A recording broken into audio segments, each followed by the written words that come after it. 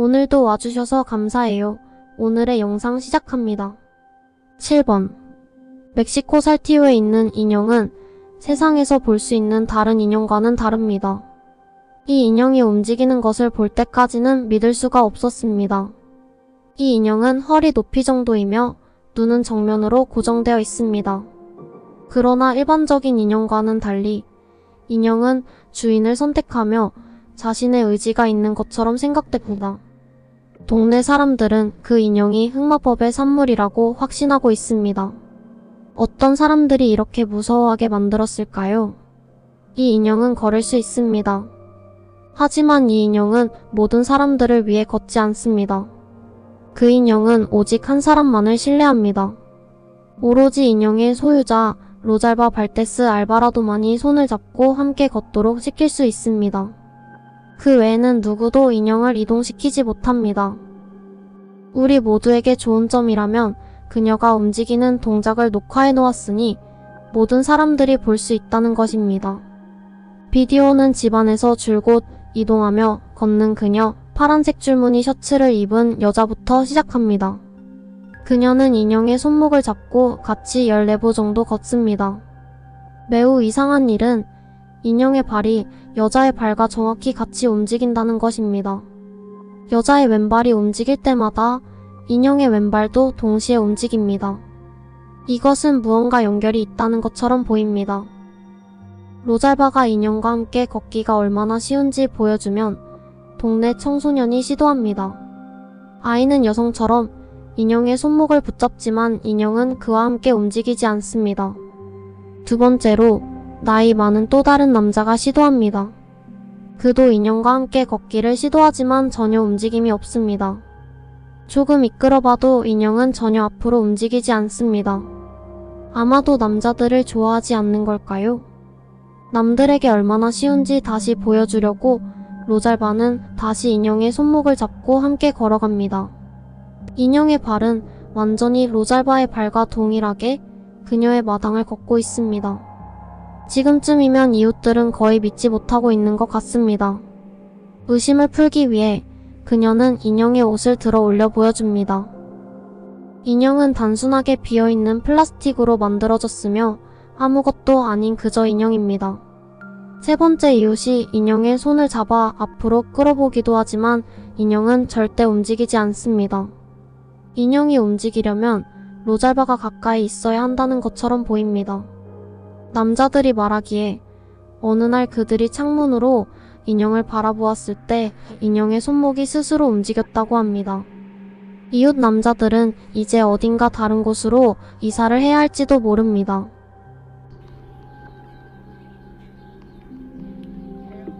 ¿Y nada más con usted camina, señora?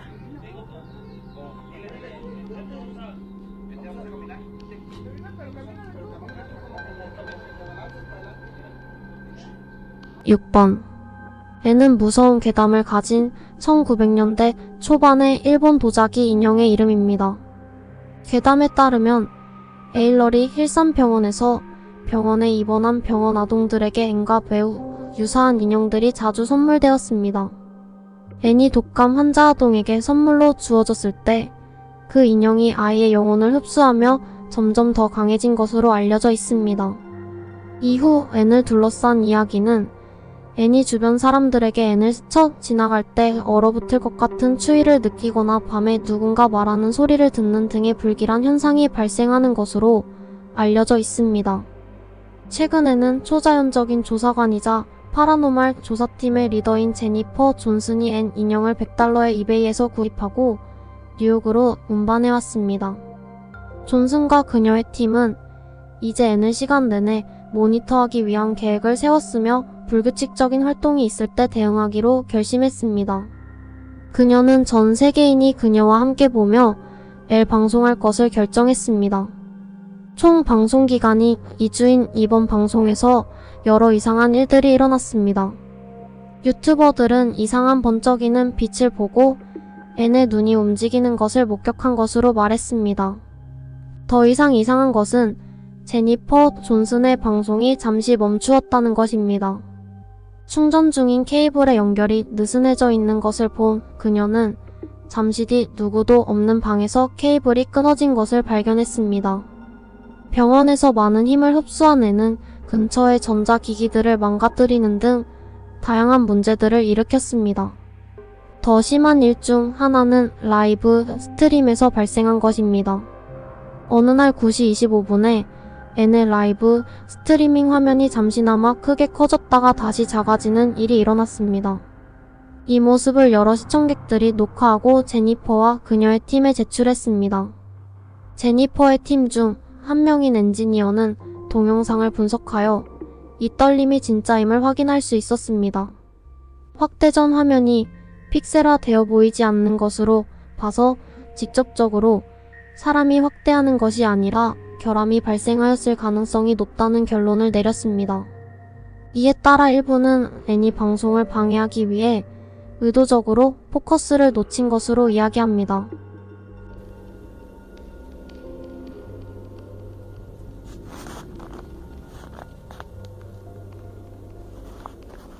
(5번) 아주 짧은 영상입니다. 어린 소녀가 별다른 이유 없이 자신의 아메리칸 걸 인형 컬렉션 전체를 촬영합니다. 인형들은 두 개의 옷장 선반 위에 정렬되어 있으며 빈틈없이 놓아져 있고 바라봅니다. 그녀가 하나씩 이름을 부르면서 설명할 때 엘리자베스라는 이름을 가진 한 인형에게 주목합니다. 그 순간 곧 이어 인형은 이름이 언급되자마자 카메라를 향해 윙크합니다. 마치 예측한 것처럼 왼쪽 눈꺼풀이 오래 유지된 채 닫고 다시 열립니다.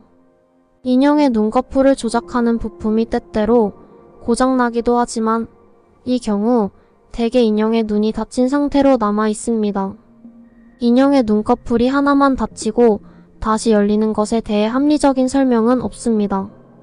심지어 이것이 기술적인 결함이라면 사건이 발생한 시간이 너무 적절해서 우연히 발생한 것이라고 믿기 어렵습니다.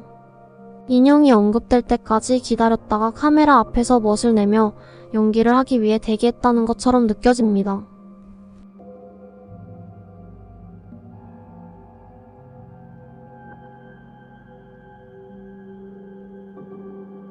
(4번) 공포인형계의 새로운 인형입니다.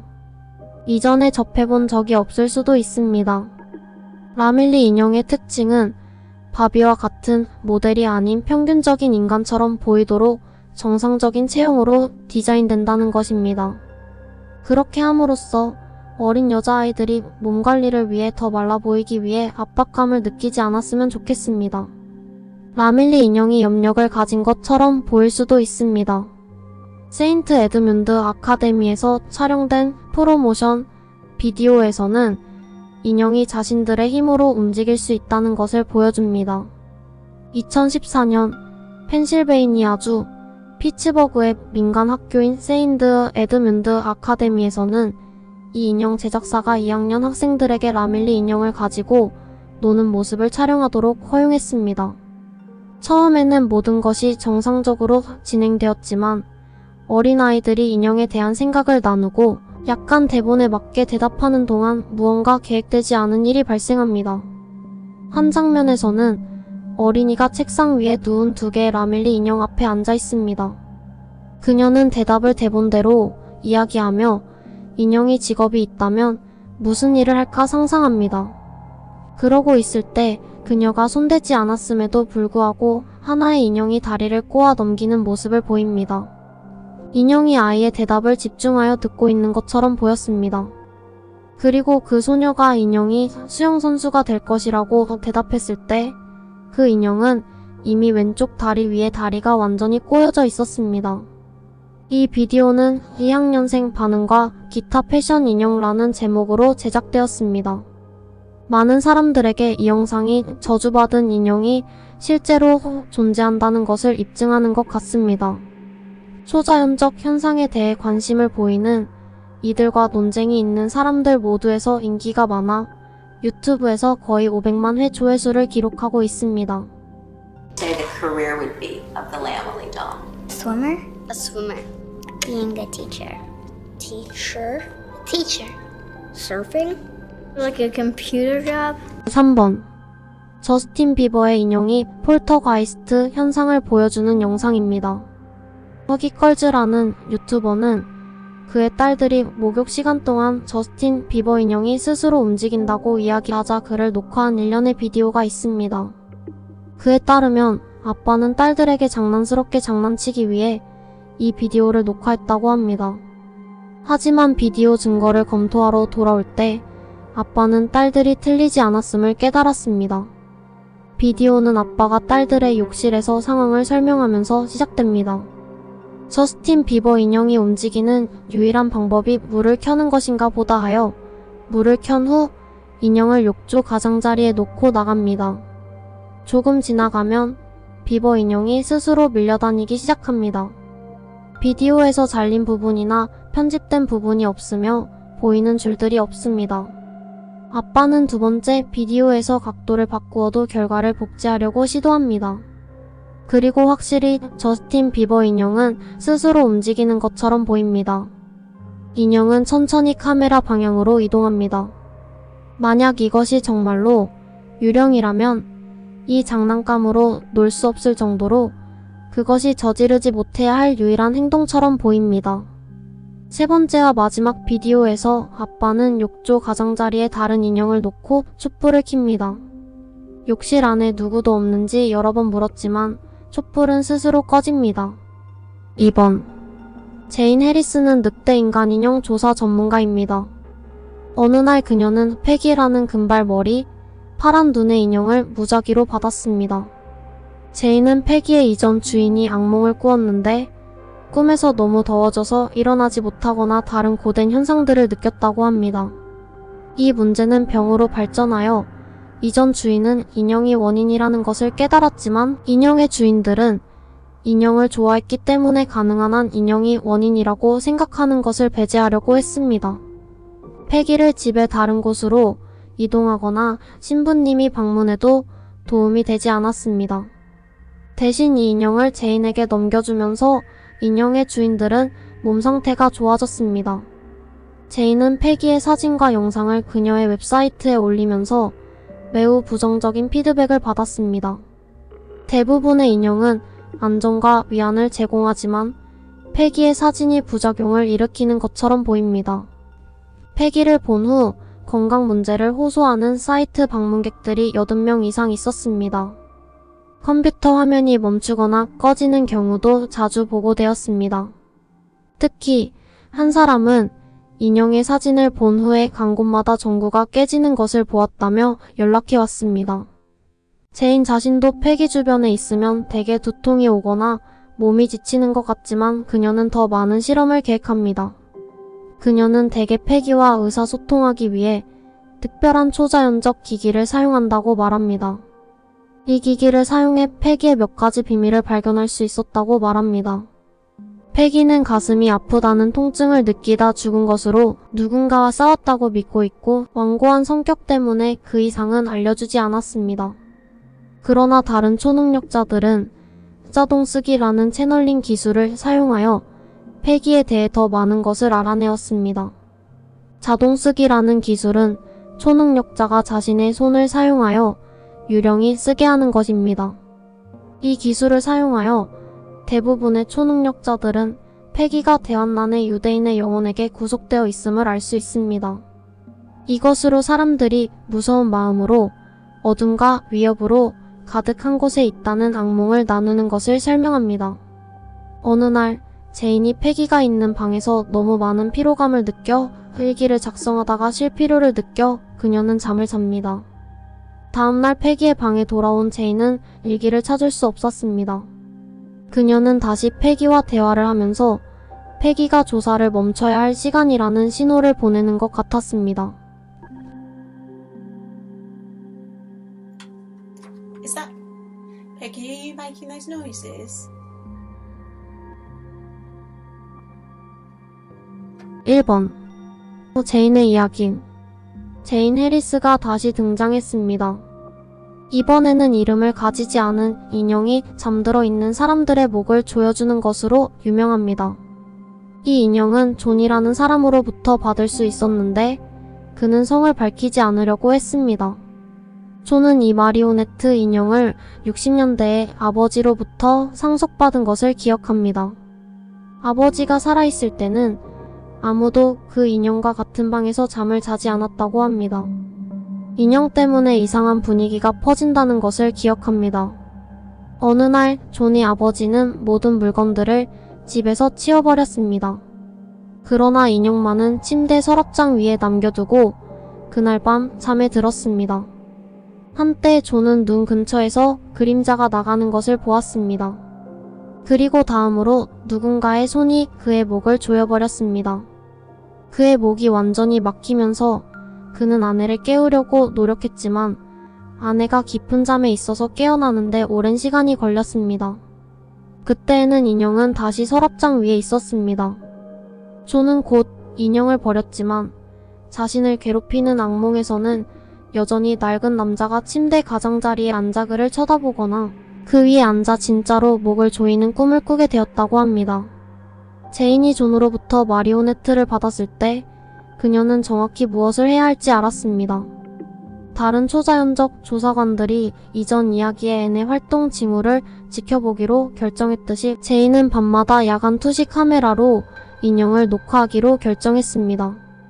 인형을 먼저 성당에서 축복받은 케이스 안에 넣어서 도망칠 수 없게 만들었습니다. 처음에는 가끔씩 이상한 들뜬 소리와 노크 소리가 방에서 들렸지만 녹화된 영상에는 아무것도 잡히지 않았습니다. 그런데 어느 날 밤 그녀의 의심이 모두 확인되었습니다. 이 녹화에서 인형은 똑바로 앉아 움직임이 없습니다. 갑자기 인형의 주위에 나무 십자가가 쓰러집니다. 그리고 나중에 인형은 90도 각도로 앞으로 기어다가 유리에 부딪힙니다. 이를 조종하는 손이 존을 잠에서 조여준 같은 손일 수 있을까요? 나중에 심리술사는 이 인형이 사악한 노인에게 사로잡혔다고 말했습니다. 이 설명은 존을 꿈속에서 조여주던 끔찍한 노인과 일치합니다.